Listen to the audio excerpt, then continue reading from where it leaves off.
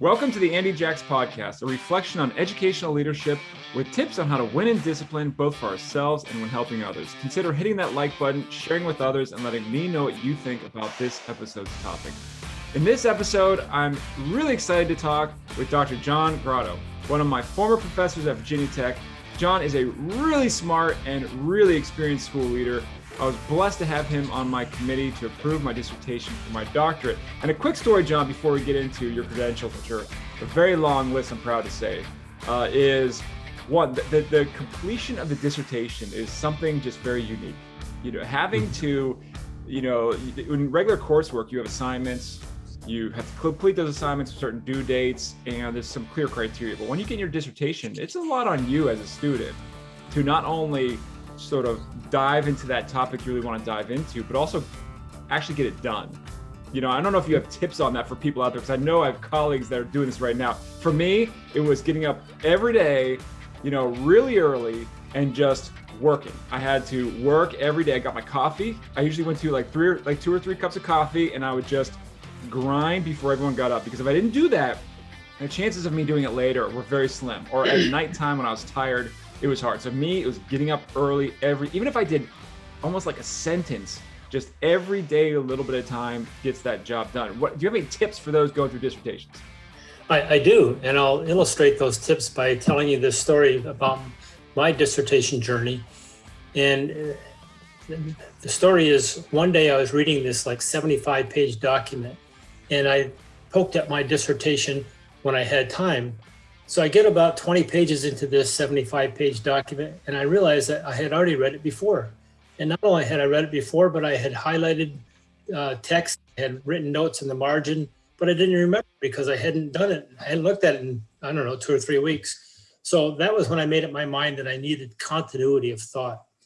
And I started getting up at 5 o'clock in the morning, 3 days a week. I was a superintendent of schools at the time, had 3 children and a wife. And I had a very, very busy life, but I had to do this dissertation with no additional time. So I created time. That was when I started drinking coffee. And I would write from 5 to 7. And then my little girl, who was about 3 or 4, would come sit on my lap and ask if she could help me. And I'd tell her to type an S, and she'd look and look and look, and finally find an S and hold down a whole row of S's and things. That she was pretty funny. Anyway, so once she got up, I was done. But the major point is, I had continuity of thought because I could remember what I wrote a day or two before. Whereas if I just poked at it when I had time, I didn't have time, and I had to start over and wonder where I was and reread. So continuity of thought is a great tip for people. And that's what worked for me, getting up 3 days a week, writing from 5 to 7, then going to work, and doing it weekends as well. And that's such a great point. I think I can really connect to that in so many ways on other things that we do as well. There are times when we jump on something and come back to it at a much later date, and it does take a lot of time to sort of reorganize or rethink or kind of catch up to where we were, and you just lose time. So exactly. There's that sort of the micro steps versus those like big jumps. Yeah. And, it's really, I'm convinced that intelligence is a secondary attribute to persistence when it comes to finishing the dissertation. So if you create conditions in which you can steadily work at it and you are persistent, you will finish the dissertation. That's a great point. I love that. You're right, because you can have all the best intentions and best intelligence that you want, but if you don't get things done, it sort of is irrelevant, right? So you need to really put the actions to the mindset, to that background. And that same point, persistence is a great attribute for administrators as well. Oftentimes there's a whole bunch of work that you don't really enjoy doing, but it's got to be done. You just have to persist and get it done, and then you can move on to something that is more enjoyable or more satisfying to you. But, that's the nature of the work of a principal. Sometimes you deal with difficult issues and you have to persist through them. Yeah, absolutely. I always try to explain to my colleagues and remind myself that there's the things you have to do as well as the things you want to do. It's important to do both. You have to do the things you want. I think it's important to find things you want to do because it keeps you fulfilled and having fun and engaged.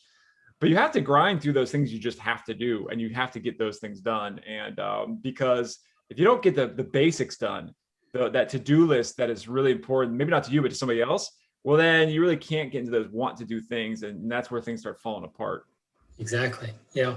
All right, so let me get into Dr. Gratto's credentials here. And I'm happy to say it's a long list. And I was always impressed with you as a professor, as a student, so thank you.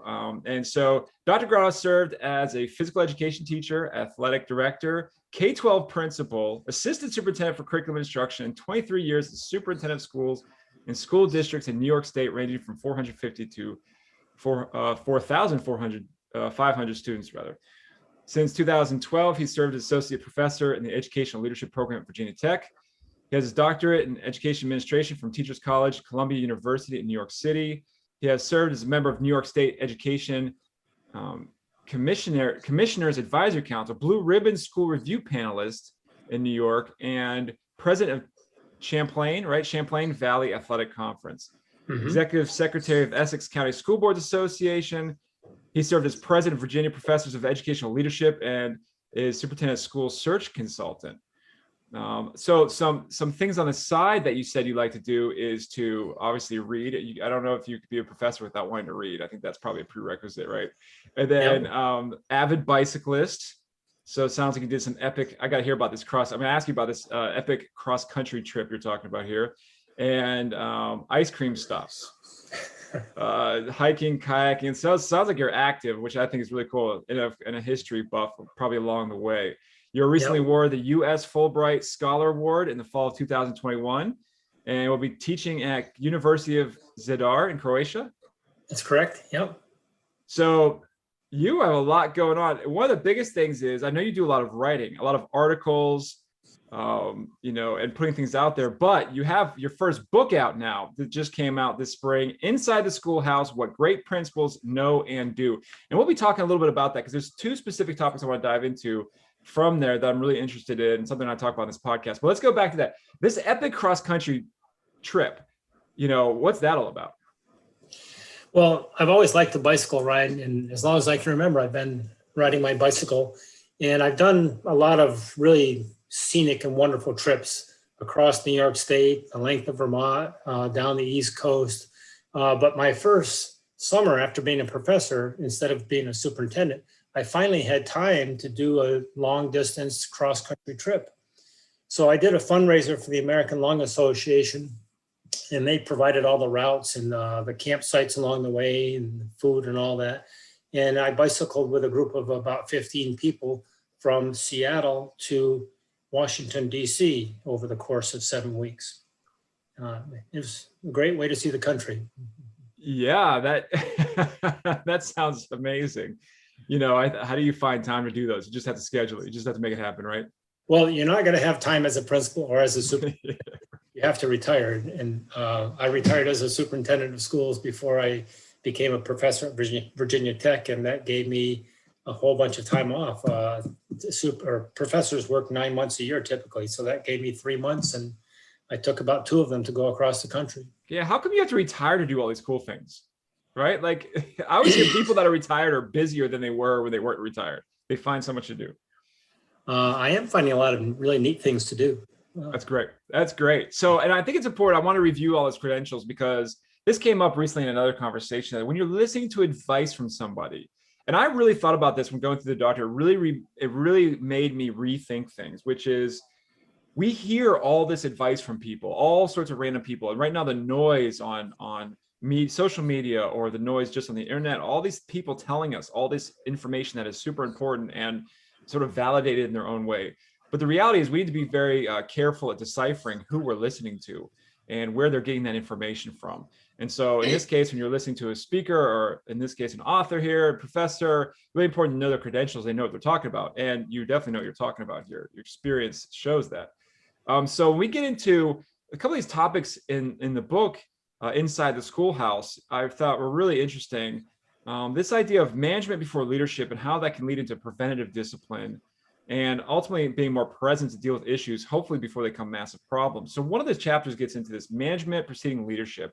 And you talk in here, you quote Maxwell, which I love Maxwell, which is, make a point to continually search for a better way of doing things. And even when things are going well, to ensure that a better alternative has not been overlooked and to keep your creative talents in practice. What do you mean by this idea of management preceding leadership, especially when there's so much talk on leadership itself? Yeah. Well, let me back up and give you a kind of a philosophical base for that.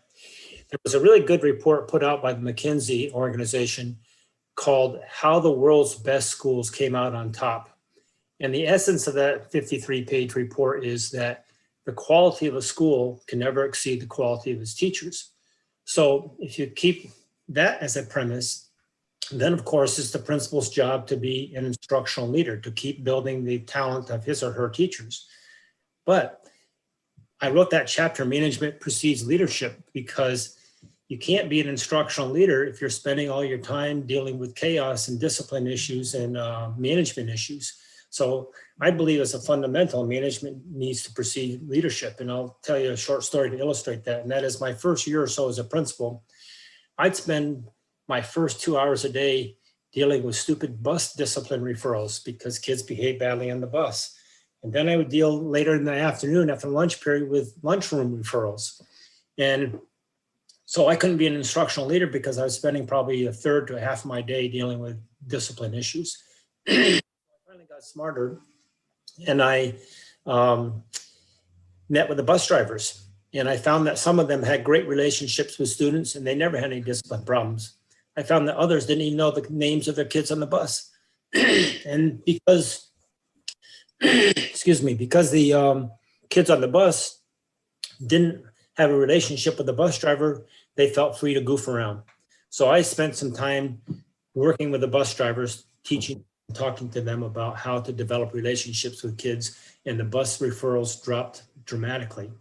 And then I looked at some data and I found out which classes were causing the most problems in the lunchroom.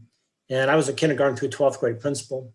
And so I kept the 5th graders in from lunch one day and we practiced lunch line behavior the whole lunch period. And I taught them how to greet the lunch ladies courteously instead of rudely. And I asked them how many times we did that. And the answer was only once. They learned. And I asked teachers to stand outside their classrooms when classes change, simply to be in the proximity of students. And because they were nearby students, a lot of nonsense in the halls stopped. So the point of all that is I no longer had to deal with as many discipline issues as I did previously, and therefore I could spend more time being an instructional leader. Those are, well, 3 great examples of sort of tangible things that you did that others could definitely do. And there's so many times we overlook some basic things, like for instance, bus drivers. You know, I always feel that every single staff member in your school is part of that school team. Cafeteria staff, kitchen staff, custodians, and anyone can play a part in building relationships with students. And you never know who that one person will be to make that relationship. I firmly believe that every single student needs at least one positive relationship with a staff member, not just their colleagues, their peers, but a staff member. And that bus driver example is really good. So when you're talking about the instructional leadership versus, you know, spending time with the basic sort of preventative disciplinary things, there's sort of this back and forth that I always feel like goes on with discipline, which is either, you know, you have less discipline problems if your instruction is really effective, which is true. But there's also an element of, well, you can't really have effective instruction if you have disciplinary problems. Mm-hmm. So which is it? Like, what's the cart before the horse here? Because I feel like the pendulum swings back and forth on that. Well, they are interrelated. In fact, one of the best disciplinary prevention solutions is for teachers to plan engaging lessons. But that being said, discipline or not discipline, but inappropriate behavior occurs in many situations, in many places throughout the school. So that's why I wrote a chapter on that too, preventing disciplinary issues, because if you can prevent disciplinary issues, again, the teachers can focus more time on instruction. So I gave about a dozen tips about how to prevent disciplinary problems on the premise that it's a whole lot easier to prevent a problem than it is to deal with the problem. And so that example of teachers simply standing outside of their doorways when classes pass by, that prevents nonsense. I gave about 5 other disciplinary strategy or preventive disciplinary strategies in the book, like sitting next to kids in assemblies and planning for assembly behavior and planning lunchroom supervision, all sorts of issues like that that can prevent discipline from happening. And therefore, I mean, that's important. But again, if the principal doesn't have to spend time on disciplinary issues, then the principal can spend time coaching teachers to be more effective. So that if they're doing that, so if I want to say, what if I feel overwhelmed as a principal, which is, I know I always feel that way, and probably a lot of principals feel that way, leaders feel that way. Where do I start? How do I know where? You said you picked bus drivers and hallways and those kinds of things. How do you think, people should start this? Where would they look? One way is simply looking at data. I bet every principal that is listening to this has to keep track of the disciplinary issues that they deal with. So are there any patterns or trends to look at? Oftentimes bad behavior might occur in the locker room or the hallway or the lunchroom or in school buses. Or maybe this is no control, doesn't have control over a classroom, and you'll see that there's a trend or a pattern that more discipline occurs from some teachers' classrooms than from others. So you look at any data, and then if whatever the data tells you, then that's where you begin focusing your actions on to address those disciplinary issues. And then you talk to students. What do the students have to say? Are they having conflict with another student or a teacher? And can those concerns be addressed? And then again, look at some data. What are some preventive disciplinary actions you can take at your school? Maybe you separate. I've done that. I've separated kids from one class to another, or I've told teachers to seat these 4 troublemakers at the 4 corners of the classroom so that they can't interact with each other. And then, one of the most fundamental ways of preventing disciplinary problems is for teachers to proactively develop relationships with students. Students are far less likely to misbehave if they have respect and admiration for the teacher than if the teacher is aloof or uncaring with them. So those are some ideas. Yeah, no, that's you're spot on there. If there's so many times kids do things because they don't care enough about the person in front of them. They don't care about hurting their feelings. And once people care about that sort of emotional connection they have with that adult, they're less likely to have those problems because there's actually that relationship and sense of respect like you talked about there. And we always say, well, kids just don't care. Well, they do care. They really do. You just have to make them, sort of personalize this experience. And if you treat them impersonal, well, they're going to treat you impersonal. So getting to know those students, getting them to know you, sort of slowing down those lessons to really, develop that piece there, as opposed to just grinding through. If your lesson looks the same no matter who's in the room, well, then you're not personalizing it for those students that are in that room. But one of those things that you really talked about, that there's so many times though, you talked about being present and being involved. This one trend I'm reading is, if you see these patterns that you go, as a school leader, that you help develop those relationships with the bus drivers, that you help move, people into the right places, that you work with those students in the lunchroom. And I think that's so critical because so many times we pull students out of environments to come to us, when in reality, we need to go out of our maybe normal, like principal office environment and go to them.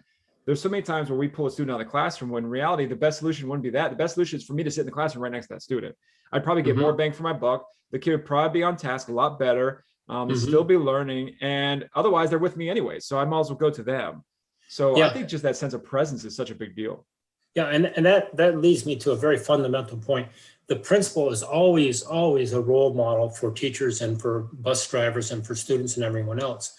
So you as the principal have to treat kids with dignity and respect all the time, even if their behavior was egregious. And kids respond in kind.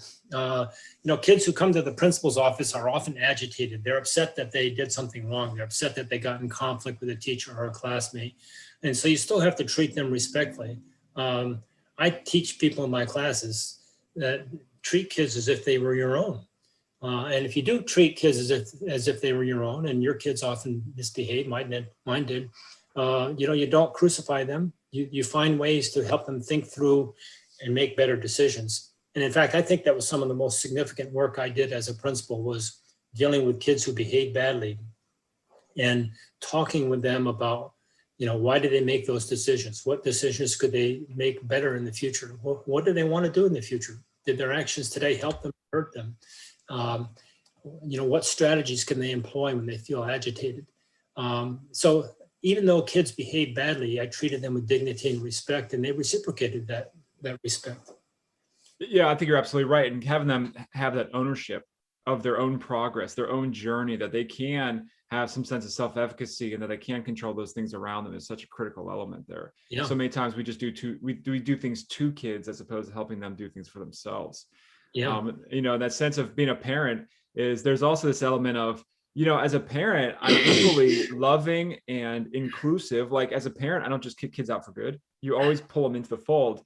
But I'm also tough. You got to be tough. I think sometimes we do this thing about like, loving our kids and everything's just so like lovey-dovey. No, as a parent, I'm tough. If I call them out, if they're not doing something right, and I help teach them the right way to do it. But while I'm doing that, I'm not kicking them out of the family. It's like they're still involved and they're still part of the family, right? So I think that is a good model. I guess if you're a good parent, maybe, which I don't know if I am all the time, but, I know I try with my 3 kids. Yeah. Well, I'll tell you a strategy that worked for me, and that is I kind of like listening to classic rock and roll music. And so if I was in my office listening by myself working, I'd have the radio on my computer with the classic rock and roll music. But if a kid came to me all agitated and upset, I'd switch from the classic rock and roll to classical music. And then I would say to the kid, listen, I've got to finish these 2 or 3 emails and I'll be with you in about 5 minutes. And I would let the kid sit there and listen to classical music for about 5 minutes. And then that would give him time to calm down. And then instead of saying, well, what did you do? I would say, tell me what happened, because they aren't always to blame. So anyway, the point is I treated the kid respectfully, gave him time to calm down, listen to some classical music. I pretended I had emails to do. I typically did anyway, and let the kid diffuse a little bit. And then he could talk about what the situation was and what he did and what the decisions were. And then, yes, I would come back to that point of, hey, that if you swear at the teacher, there's a consequence for that. You know that, right? And of course they knew that. But so I wouldn't let kids off the hook. I wouldn't, let them slide just because I had a relationship with them. There was still a consequence. And I would try to make the consequence consequential for them. Typically, I would put kids the first time around, or maybe in the second or third time around, in what I called the thinking chair in my office. So I put this 24-inch desk next to the wall, so that if the kid looked to the left, he'd see a desk. If he looked straight ahead, he'd see the wall. If he looked to the right, he'd see a filing cabinet. And I'd say, think about what you can do next time instead of swearing at the teacher or instead of hitting your friend. And they typically would. I was a kindergarten through 12th grade principal. That worked well with kindergarten kids. That worked well with 11th graders. So I let them think through better decisions. And if they turned around, they'd see me. And I'd say, all right, let's talk again about what you did and what you might do next time. How's that? What decisions can you make that will help you, not hurt you? And I'm pleased to say that many kids became self-directed rather than self-managed, rather than managed by me.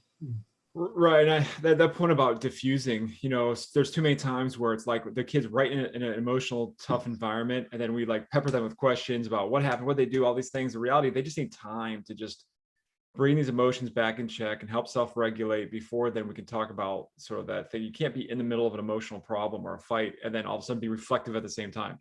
We couldn't do that as adults. If we've ever gotten in an argument with somebody or ever gotten in some turmoil, you can't immediately reflect in any effective way in that situation. You need time to think and to get out of that situation for a moment before then you can look back with any sense of sort of, kind of reflective nature on what happened and what you could have done better. But if we're asking kids to reflect immediately, that's not very effective.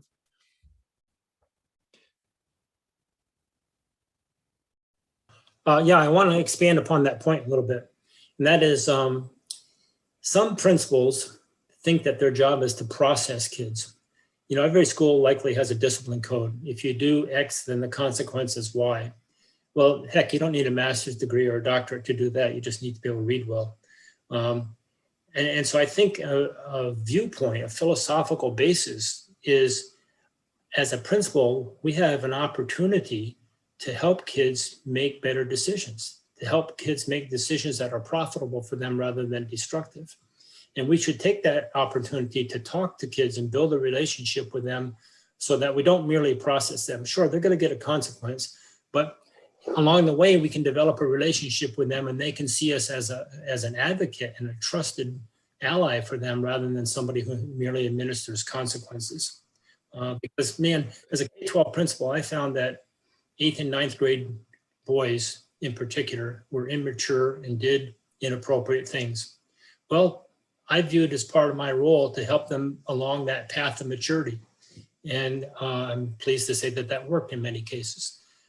Yeah, and I'm sure it did. And understanding that is also developmentally appropriate behavior in a lot of ways. Kids do things that we're all like, how could they do that? But the reality is, oh yeah, that's exactly what they should be doing at their age. And it's our job to help corral that. Like, I became, I guess, a successful adult, but not because I didn't make mistakes. I made plenty of mistakes, and my teachers helped keep me in line. And I think that's the biggest difference in success in life. Isn't just that, we sort of learn from these things. We have those people in our lives that keep us in line and help us learn from these situations to be better as adults. But what they're doing is developmentally appropriate, and we can't be so shocked and amazed at this behavior. We should be expecting this behavior and be ready to, on our end, emotionally deal with it and sort of physically take actions to help them along the way, and not sort of overreact. When they do something and then we overreact and kick them out and do all these other things, well, it's sort of like, well, you knew that was going to happen in a way. Like, you knew somebody's going to do that. That was. So what are some steps in the future as a school that we could take to either prevent or to address that in a more effective manner?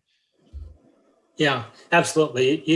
Again, I emphasize the point: treat kids with dignity and respect. Treat kids as if they were your own, because every kid most often will make a mistake, and we can't crucify them. We have to say, okay, let's make better decisions. Let's talk about what we can do to make better decisions going forward, because this isn't going to work if you keep swearing at the teacher.